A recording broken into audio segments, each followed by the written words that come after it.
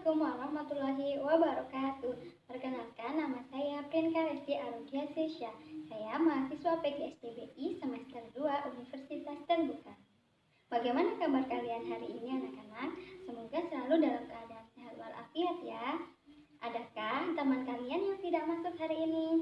Baik, masuk semua ya. Pada pertemuan kali ini, Ibu akan menjelaskan materi untuk SD kelas 5, tema 6, panas dan perpindahannya, subtema 1, suhu dan kalor, pembelajaran ke-1. Sebelum memulai pembelajaran, mari kita berdoa terlebih dahulu ya. Pembelajaran kali ini, kalian diharapkan mampu mengetahui tentang apa itu suhu, kalor, bagaimana cara mendapatkannya, dan apa saja contoh perubahan yang berhubungan dengan kehidupan sehari-hari. Sebelum Ibu menyampaikan materi panas dan perpindahannya, mari kita lakukan eksperimen sederhana. Pertama dengan judul panas sebagai sumber energi. Tujuan dari eksperimen sederhana ini adalah untuk membuktikan bahwa panas sebagai sumber energi. Langkah pertama, siapkan alat dan bahannya terlebih dahulu. Yang pertama ada sendok makan. Yang kedua ada tisu. Kemudian yang ketiga ada lilin, yang keempat adalah korek api, kemudian yang kelima ada cutter, dan yang keenam ada stopwatch. Langkah selanjutnya, pertama potonglah lilin menjadi 2 bagian.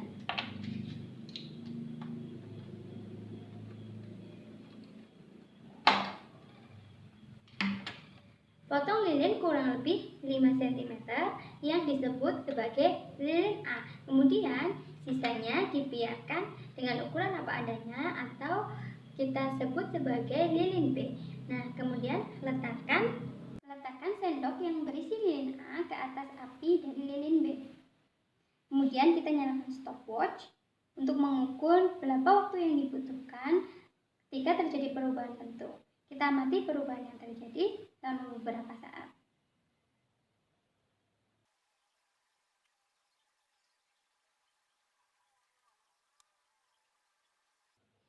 Dari percobaan ini kita bisa tahu bahwa lilin yang awalnya berbentuk padat menjadi berbentuk cair.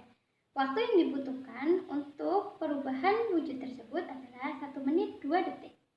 Eksperimen tadi kita melihat perubahan bentuk pada lilin. Hal tersebut terjadi karena adanya perubahan suhu pada sendok sehingga menyebabkan lilin meleleh. Mari kita lakukan eksperimen kedua dengan alat dan bahan sebagai berikut. Bahan yang pertama itu ada korek api, kemudian ada lilin, ada piring, gelas plastik yang tidak berisi air, dan gelas plastik yang sudah berisi air. Nah, setelah semuanya siap, kita nyalakan lilinnya terlebih dahulu. Nah, setelah itu kita dekatkan gelas plastik yang tidak ada airnya ke atas api lilin. Kita lihat apa yang terjadi. Perhatikan, setelah dipanaskan di atas lilin dengan api, gelas plastik ini akan meleleh dan berlubang. Kenapa bisa terjadi demikian? Karena gelas plastik tidak bisa menyerap kalor dari api. Selanjutnya, kita panaskan gelas plastik yang berisi air ke atas api. Setelah beberapa kita panaskan di atas api, kita lihat hasilnya. Ternyata gelas plastik ini tidak berlubang. Nah, kenapa hal ini bisa terjadi? Hal ini bisa terjadi karena kalor atau panas dari api dapat diserap oleh air sehingga gelas plastik tidak berlubang. Perlu kalian tahu, selain api, sumber energi panas yang sering kita jumpai adalah matahari. Matahari memiliki banyak manfaat bagi makhluk hidup di bumi. Salah satu fungsi matahari adalah untuk membantu proses fotosintesis pada tumbuhan. Kita rangkum pokok bahasan yang telah kita pelajari, yaitu yang pertama, panas adalah perubahan suhu yang terjadi pada benda yang disebabkan oleh sumber panas.